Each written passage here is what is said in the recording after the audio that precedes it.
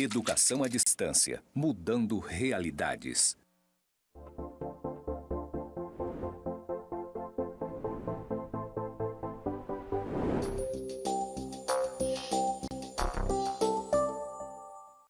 Olá, tudo bem?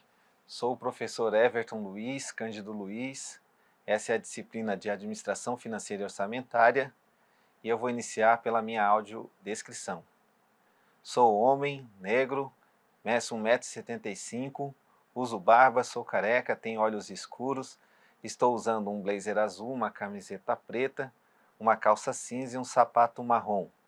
Eu estou no estúdio de gravação do IFRO, Campus Porto Velho, Zona Norte. Atrás de mim tem uma parede branca com pontos cinzas interligados e à minha esquerda uma parede branca escrito EAD Mudando Realidades. Esse é o meu sinal na comunidade surda. Vamos lá, falamos agora um pouquinho de classificação das receitas orçamentárias. Agora nós vamos falar um pouquinho sobre as despesas orçamentárias. Da mesma forma, nós vamos apresentar aqui o objetivo da nossa aula e em seguida algumas definições. Então, nosso objetivo é distinguir as classificações orçamentárias, categorizar as receitas e as despesas e identificar as etapas agora no caso das despesas. A classificação é a chave estrutural para a organização consciente e racional do orçamento. Então, as classificações vêm para trazer ali organização e racionalidade. Tá? Então, previsibilidade e permitir a consolidação das informações, uma informação mais clara e transparente da lei orçamentária. Classificação das despesas, os conceitos. As despesas orçamentárias ou públicas constituem o conjunto de gastos públicos autorizados por intermédio do orçamento, ou de créditos adicionais destinados a satisfazer as demandas econômico-sociais da sociedade de um ente federativo. Tá? Então, que a gente precisa gravar bem, que as despesas públicas são gastos públicos autorizados, tá? E que precisam constar no orçamento. Nenhuma despesa pode ser realizada se não estiver prevista no orçamento público. Assim como nós tínhamos as receitas orçamentárias e receitas extra-orçamentárias, as despesas extra-orçamentárias é exatamente a devolução daquele valor que fica conosco temporariamente, né? Então, a gente devolve aquele dinheiro que ficou lá, a caução, a consignação, os exemplos que eu trouxe para vocês. Então, no momento que o governo pega essa receita, guarda ela temporariamente e devolve, nós estamos, então, realizando as despesas extra-orçamentárias, tá? Elas não precisam, constar, por exemplo, no orçamento. Não precisa, esse é o tipo de despesas que não precisa estar no orçamento, até porque esse valor também não está previsto no orçamento, essa receita. Nós apenas ficamos com esse dinheiro um pouco de tempo e depois, ao restituir, é como se ela fica classificada como uma despesa não orçamentária ou extra-orçamentária.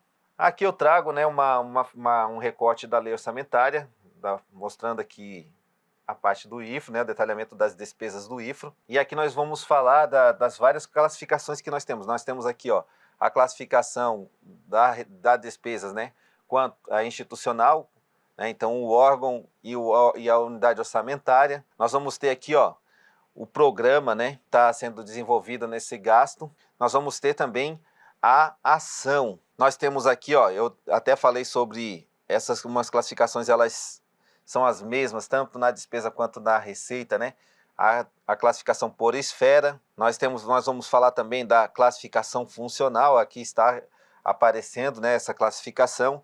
Nós vamos ter aqui a natureza da despesa, então aqui está o detalhamento da natureza da despesa, nós vamos falar um pouquinho sobre isso.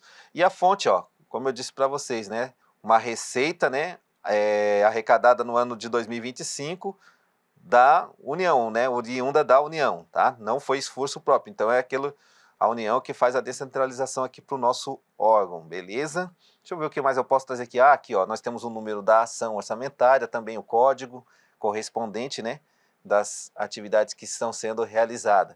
É aqui que nós vamos encontrar a tal da 29094, que é o auxílio estudantil, tão comentado dentro do Instituto, que é uma ação. E vamos falar um pouquinho então dessas classificações que estão todas aí na lei orçamentária. Essas informações também podem ser conferidas, tá, no portal da transparência. Eu fui lá e busquei também um pouco da informação, nós vamos ter a classificação aqui, ó, a funcional, nós vamos ter o programa, nós vamos ter as ações, e aqui nós vamos ter, né, também o grupo da natureza da despesa. Então as classificações da despesa que nós vamos ver é a classificação institucional, funcional, por programas e segundo a natureza. Então a classificação institucional ela é composta por 5 dígitos, tá? O Ministério da Educação ele recebe o número 26. Tá? Então esse 0 aqui, ó, é quando está se falando do próprio Ministério da Educação, mas quando começamos a colocar as unidades que pertencem ao Ministério da Educação, aí esses números vão sendo preenchidos, né? Então, por exemplo, o IFO, que é subordinado ao Ministério da Educação, ele recebe o número, então, 421. A numeração completa, então, classificação institucional do Instituto Federal de Rondônia é a 26.421. A classificação institucional, só voltando um pouquinho aqui, ela se refere a que órgão, né? Que órgão é que vai realizar a despesa. Agora, a próxima que eu vou mostrar para vocês é a classificação funcional. Então, aquele órgão vai realizar a despesa no quê, né? Em que vai acontecer o gasto, tá? No caso do Instituto, né? Nós vamos ter, então, uma classificação funcional também, de novo, com 5 dígitos, e o gasto que vai estar sendo realizado é em educação, tá? Então, a despesa, óbvio, né? Uma escola, os gastos vão ficar, são gastos registrados na função do governo de educação. Só que a classificação funcional, a primeira parte é só, né, o tipo de gasto, e depois o detalhamento, né, a subfunção, detalhamento de gastos na educação. Pode ser na educação superior, na educação profissional, na educação básica, e cada uma delas vai ter um número diferente, né, que são os compostos pelos outros 3 números. Então aqui vai ser no ensino profissional, né, que é o do IFRO, também, né, aí vai ficar a classificação 12.363. Vocês já viram isso lá no outro slide, tá? Quando eu mostrei para vocês um recorte da lei orçamentária do Instituto Federal de Rondônia. A classificação programática, aqui nós temos a parte da ação, mas antes da ação nós temos o programa, tá?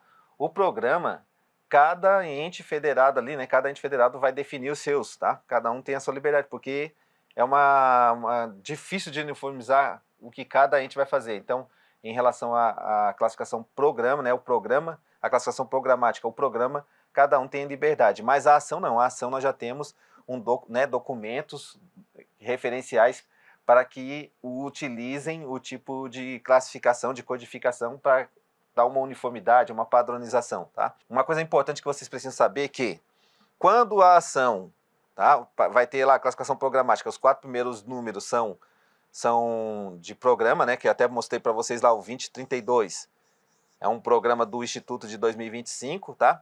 E as ações ela começam lá ou ela pode começar com um número ímpar, ou com um número par, ou com a letra 0. Se começar com um número ímpar, a ação, né, ela vai ser um projeto, uma coisa que começa e termina, tá? Já quando ela começar com um número par, ela vai ser uma atividade, e essa atividade ela é contínua. Então é muito comum quando a gente vai ver lá, qual é o tipo de gasto que a gente vai ver na atividade? A folha de pagamento. O pagamento é uma coisa que acontece todo mês. Pagamento, por exemplo, de auxílio dos estudantes aqui no INFRO. É uma coisa que acontece todo mês e todo ano, então é uma atividade, não é um projeto. Ah, vai ter uma obra. Pode ter certeza que vai ter lá na ação dessa obra um projeto, porque essa obra vai ter um prazo para começar e terminar, tá? E as operações especiais, tá? Vocês vão ler lá no material de apoio. Os programas e os respectivos códigos são estabelecidos em atos próprios de cada ente, ó. Como eu falei, os programas, cada ente vai fazer o seu. Por exemplo, aqui, ó, 20TP, tá? Porque as ações elas podem ser alfanuméricas, ou seja, o número 2 na frente é que importa, tá? Que vai dar a padronização. Significa que nós estamos falando de uma atividade pelo número par, lembra que eu falei? Então, quando tiver o número par, se trata de uma atividade. Agora nós vamos fazer a classificação da despesa conforme a natureza da despesa. E assim como nós temos receitas correntes e receitas de capital, nós também vamos ter, né, nas categorias econômicas da natureza da despesa, as receitas correntes, né, e as despesas correntes e as despesas de capital, tá? A despesa corrente vai começar com o número 3 e as despesas de capital com o número 4. O maior detalhamento vocês vão ler lá no material de apoio, tá? A modalidade de aplicação significa se esse dinheiro vai ser, o código vai dizer, se esse valor vai ser aplicado, vai ser o IFRO que vai executar a despesa, ou se o IFA vai passar esse dinheiro para outra instituição para executar. Então, se for o IFA aplicando o recurso que ele recebeu da União, então vai utilizar, por exemplo, aqui o código 90, tá? A natureza da despesa é a modalidade de aplicação 90. E o elemento da despesa são os diversos tipos de gastos que o IFA vai realizar. Por exemplo, quando o IFA faz o pagamento do seu pessoal, o pagamento mês a mês ali, né? A folha de pagamento, ele vai utilizar então o elemento da despesa 11. Então, ó, a categoria econômica 3, despesa corrente, né? O grupo de natureza da despesa, no caso, uma despesa com encargos pessoais, a aplicação feita pelo próprio instituto e os vencimentos dessas pessoas. Poderia, por exemplo, aqui ser diárias, tá? O elemento iria mudar, por exemplo, para 14 aqui nesse caso. E agora, para caminharmos para a nossa finalização dessa unidade, né? Nós vamos falar então rapidamente da etapa da despesa. Tá? Então a etapa da despesa ela é dividida, né, em planejamento e na execução, certo? Costuma cair muito em concursos, tá? Falando de quem gosta aí de os concurseiros, né? A parte da execução da despesa, tá? Então vocês precisam decorar bem esses três passos aqui na execução da despesa, tá? E quando a gente fala da etapa do planejamento, nós vamos ter primeiramente a despesa precisa ser fixada, ela precisa ser autorizada lá na lei orçamentária. Depois, né, esse recurso vai ser colocado na unidade, previu aquela despesa. Aí vem a fase da descentralização. Então vai ter uma programação orçamentária, que eu vou falar um pouquinho disso daqui a pouco, tá? Ou seja, quando que vai ficar disponível esse dinheiro para o órgão fazer o gasto. Então o órgão, né, com posse da sua dotação orçamentária, com o seu financeiro, vai fazer a licitação e a contratação. Quando faz a licitação e a contratação, vem então a execução da despesa. A primeira delas é um empenho. Então o empenho é um documento, tá? Que vai permitir, né, vai reconhecer que existe uma despesa com alguém. Quando essa pessoa é como se eu fizesse uma ordem de serviço, né? Quando essa pessoa receber o seu empenho, ela vai fazer então a entrega do material, vai prestar o serviço, e ao comprovar que ela fez tudo o que existia no contrato, ela vai então vai começar a exigir o pagamento. Aí a gente vai entrar na fase da liquidação, nós vamos conferir tudo que estava acordado, né? Se estava com as recomendações que foram acertadas, então a gente vai fazer a liquidação, tá? Que é uma autorização ali para ela receber o valor dela. Depois da liquidação, sim, que nós vamos então fazer de fato o pagamento, que é o depósito lá dentro da conta corrente dessa pessoa, né, jurídica ou física que está prestando um serviço à administração pública. Então essas eram as etapas da despesa.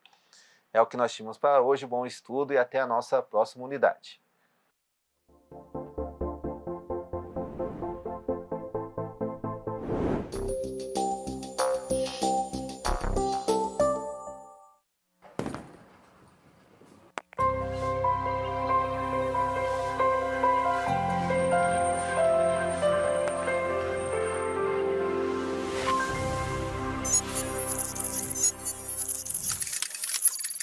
Educação à distância, mudando realidades.